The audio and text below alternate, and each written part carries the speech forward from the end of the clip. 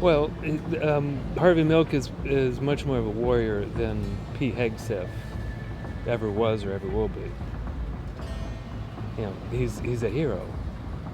He's in the military, I believe. So he's in the military, and he's a hero to a lot of people for political reasons, and Pete Hegseth will never be that. And he knows it. Pete Hegseth knows that. The U.S. Navy will rename an oil tanker that had been christened in honor of slain gay rights activist and Navy veteran Harvey Milk, officials confirmed Tuesday, in a controversial move that has triggered outrage during Pride Month. The decision, directed by Defense Secretary Pete Hegseth's office, comes as part of broader efforts to dismantle diversity, equity, and inclusion (DI) initiatives across the U.S. military. So my first reaction is, of course, but then when I think about it, it just makes me really sad. Sad that, all the effort that's been spent over the last 50 years, including more and more and more of the people that make up the United States, to see that uniting unravel by the current administration just makes me really sad.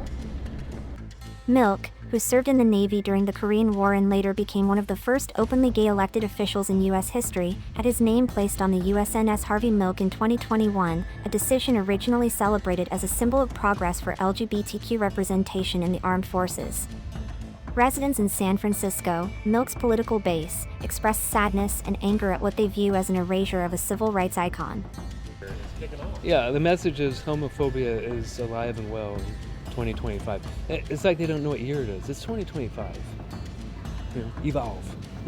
Well, Harvey Milk is much more of a warrior than Pete Hegseth ever was or ever will be.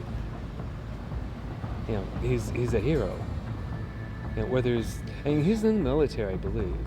So he's in the military, and he's a hero to a lot of people for political reasons, and Pete Hegseth will never be that. And he knows it. Pete Hegseth knows it.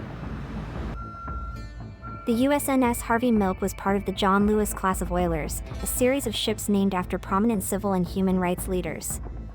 With the renaming, critics fear more ships in the class could also be stripped of their symbolic names. Since assuming office in January, Hegseth, a former Fox News host, has eliminated multiple DI programs and discontinued traditional identity-based observances like Black History Month. In February, he publicly dismissed the military's celebration of diversity, calling the phrase "our diversity is our strength" the single dumbest in military history.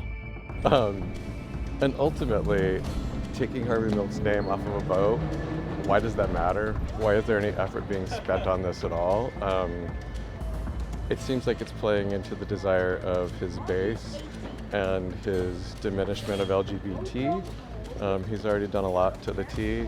I guess he's not going to stop there. The Pentagon and Navy have not commented on when the ship's name will officially change. Harvey Milk was assassinated in 1978 while serving on San Francisco's Board of Supervisors.